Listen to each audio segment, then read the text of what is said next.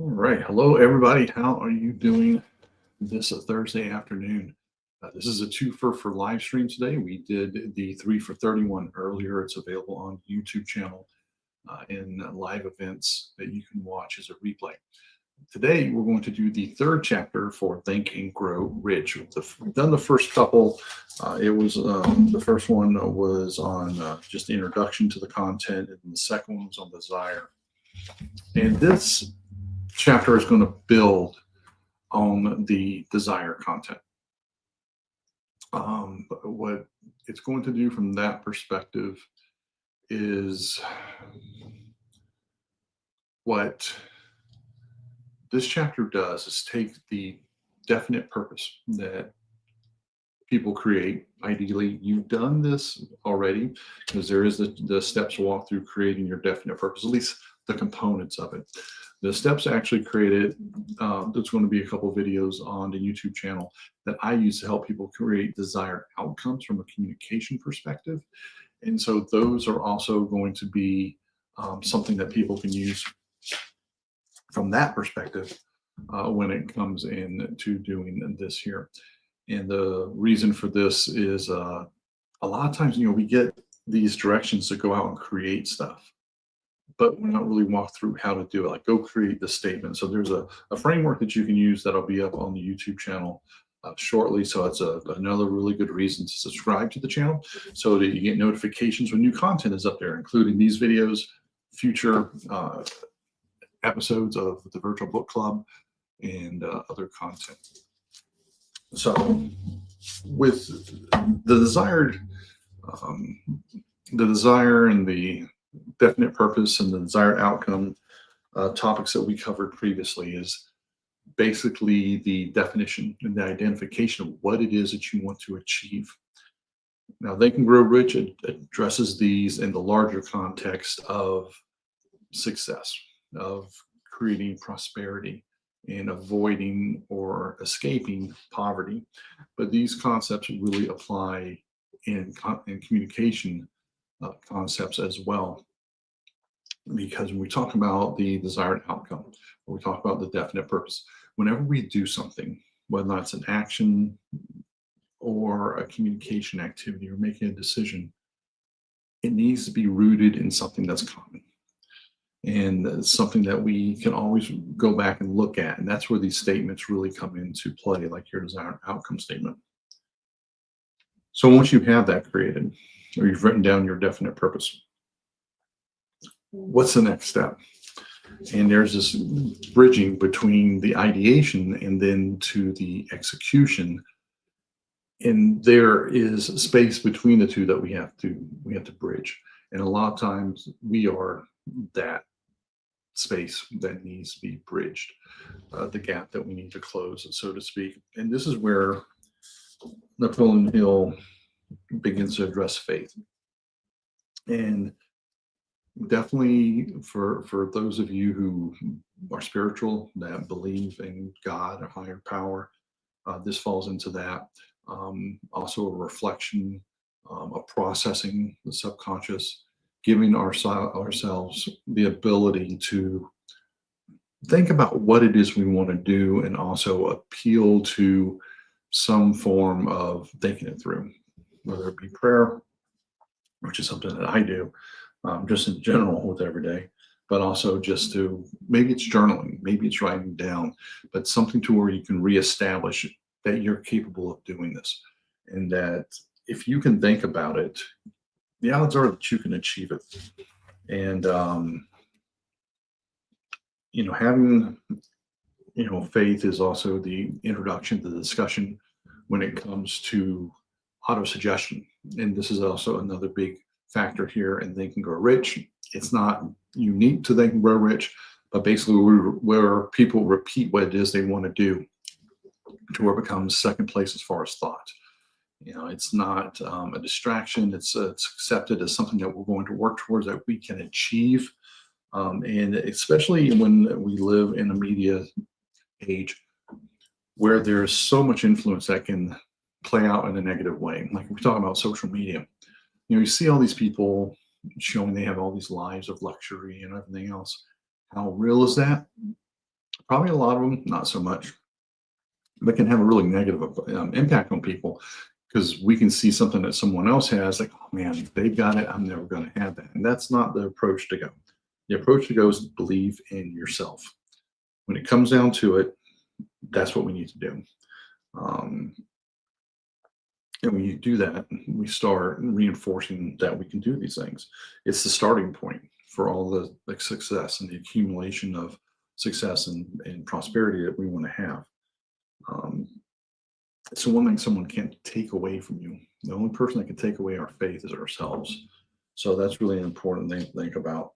Um, However, in whatever cosmic force that you appeal to, that you subscribe to. Um, the other role that faith plays, and we see this everywhere in life, is what becomes a dominating thought process for us.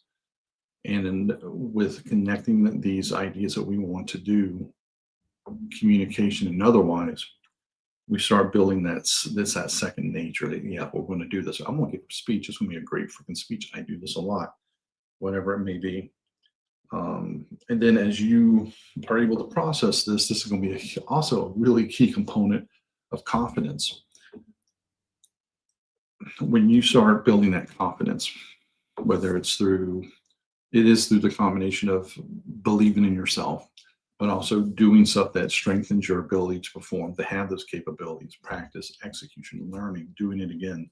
These are all going to collaborate to create a confidence in yourself that's also going to be recognized by other people. It's that repetition is a lot of this. It's what sticks, in our mind, whether it is practicing to do a presentation, to run a meeting, to learn a technical skill. It's that repetition that helps us build confidence. And the same thing here with faith is when we keep telling ourselves, or keep, meditating on it, praying on the subject matter. It helps to reinforce that message to ourselves. And that also will be reflected into those around us. Now, he has, Napoleon Hill has a self-confidence formula in here. It's on page 74 of this edition of the book. This is the official version done by the Napoleon Hill Foundation. And just to put it kind of in, just to summarize it some, is, the first step is demanding that you stay with it, that you be persistent, and that you're always working towards that goal, that desired outcome, and that you're going to do what's necessary to achieve it. Now, the second part is understanding that, the dominant thoughts in your mind are what's going to eventually produce the outcomes that you're pursuing. And this is where, you review, reflect, and reinforce what it is you want to do. In the second step, Hill recommends that you spend 30 minutes a day, thinking about the goals that you want, the person you intend to become. And for a lot of people, this can be a struggle in the sense that, whether or not people see the value of the time. And this really gets into how we allocate time, how we consume media and everything else. Being able to sit with your thoughts is a really critical step, just in maturity and professionalism, being a human being. You can actually kind of turn off that intake, whether it's online, except for my YouTube channel and other stuff. I always keep that open, but not for 30 minutes a day. Is being able to sit and think about it. Earl Nightingale, who was one of the early voices on self-development in the 50s and 60s, I believe, he had a saying that a person should be able to sit with their thoughts for 2 hours without getting bored. That's a lot to do nowadays, but it's a skill that when we can think about how we want to do something, that gives you such an advantage over people that just rush to do stuff without really thinking about what's going on. It's the same example I use again and again when someone is given the assignment doing a presentation. They'll break out the computer, create PowerPoints or slides, whatever, but they're leaping over steps. The most important one is, okay, why am I doing this? What is the advantage? What is the benefit? How do I make this a success? Like these are thoughts and checkbox lists to go through before you jump into the technical of how you do something. And this is another really good example of it is set the 30 minutes aside. One of my mentors, he would do that every morning. He would go into his office and close his door, tell people not to bother him, and he would sit there. For him, he sat in darkness. His way he thought the best. Find what works for you. It might be outside, it might be during a walk, it might be in your office, whatever it might be. But find that way to replicate that ritual because it also gives us an opportunity to kind of discover other stuff we might have been thinking of but not realizing. And it helps us creates clarity of why we're doing what we're doing. Next is a principle of auto-suggestion. This is, prayer is a part of that, meditation is a part of that, writing in your journal is a part of this. It's that reinforcement of what you want to believe and what you want to achieve. He recommends doing this for 10 minutes a day. And that is a critical step towards achieving self-confidence. First, before anybody else is going to believe that we can do something, we have to believe it ourselves. And it's easy to avoid addressing confidence and self-confidence by just being busy today with the pace of information and work and the low quality of a lot of interactions. It can just get pushed to the side or run right over. Make those investments in your days, set the time aside to go through and think about what it is you want to achieve, to reinforce it with auto-suggestion. And the fourth step is the definite purpose. This is the term that Napoleon Hill uses for your desired outcome. You've got to write it down.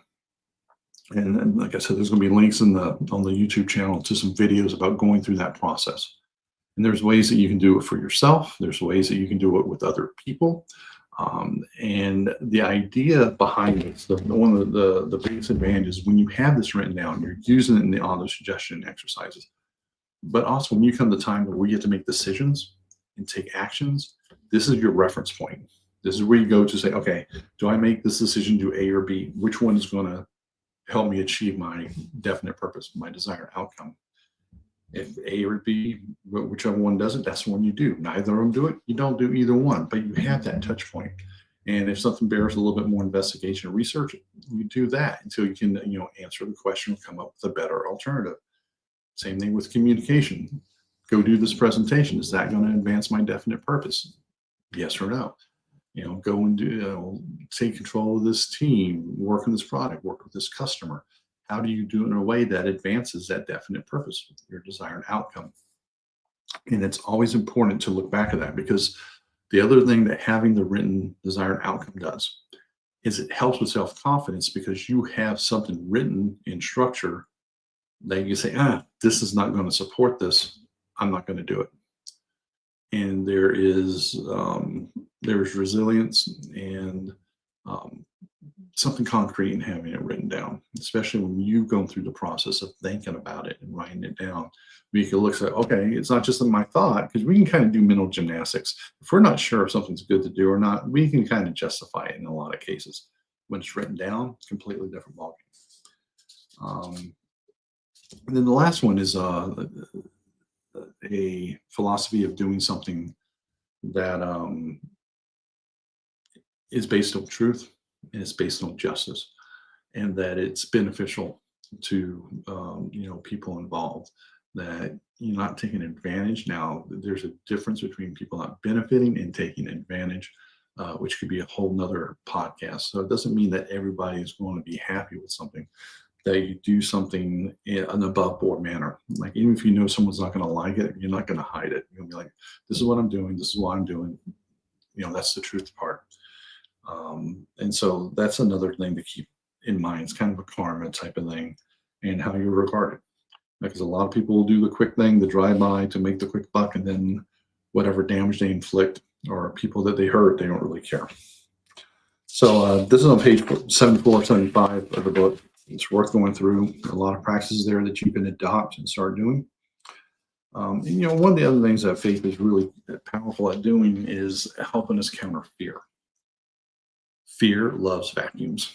Fear loves ignored spaces, ignored times, ignored minds, because it gives it an opportunity to take hold And then we're governed by fear. We're making decisions from fear versus if we're referring to that desired outcome statement or your definite purpose, that's what's driving the decisions, not fear that's not understood and is taking advantage of you. And fear can be a good thing at times. It can keep you out of trouble. It can keep you alive.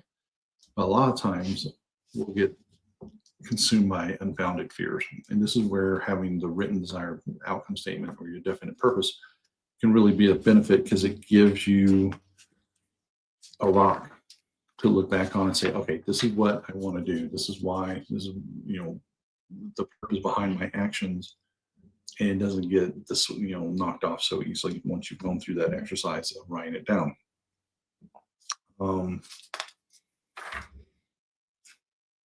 Some other stuff talks about like Mahatma Gandhi and his example is a meeting between Morgan and Charles Schwab and Carnegie and some other ones that you can thumb through and read through those stories as you want.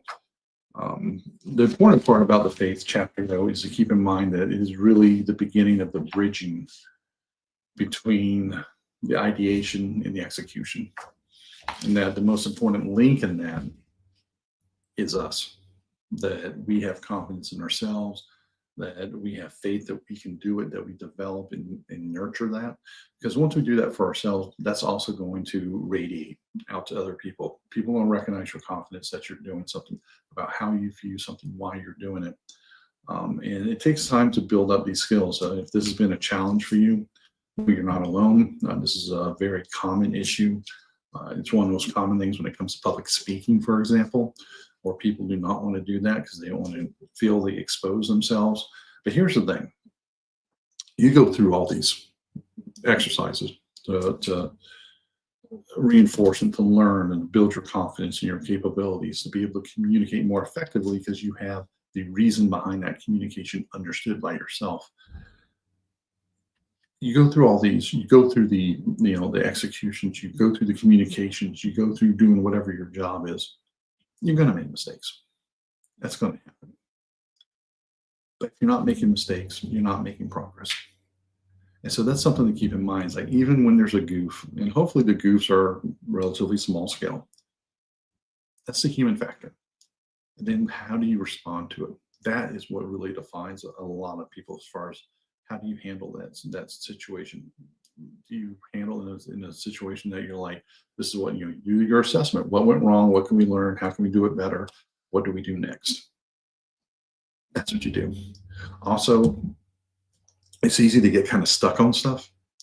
That when you're working on it and something goes wrong or sideways, not the way you wanted, maybe someone's kind of being an obstacle in your way. Is when you're working through that, is keep in mind that tomorrow's a new day. And when we're fortunate enough to have that gift of another day, treat it as its own. Learn from what happened the day before and then get ready to move forward. There's a quote, and I'm probably going to butcher this a little bit, it's a John Wayne quote, which I like to quote John Wayne. I think he has a lot of good quotes, but it's something to the effect of, midnight comes into us very pure with tomorrow. And it's basically something for us to take care of. It's depending on us to do the right thing. And think about that. Tomorrow morning, you got a blank page. What are you going to write, draw, paint on this new page? Don't let yesterday hang you up. Whatever happened, take care of it, square it away, move on the best you can. But this is all about between having the ideas, between having the desired outcomes, and bridging ourselves so that we're able to execute on those communications and those other activities to get closer to that desired outcome. I'll see you next week with chapter 4.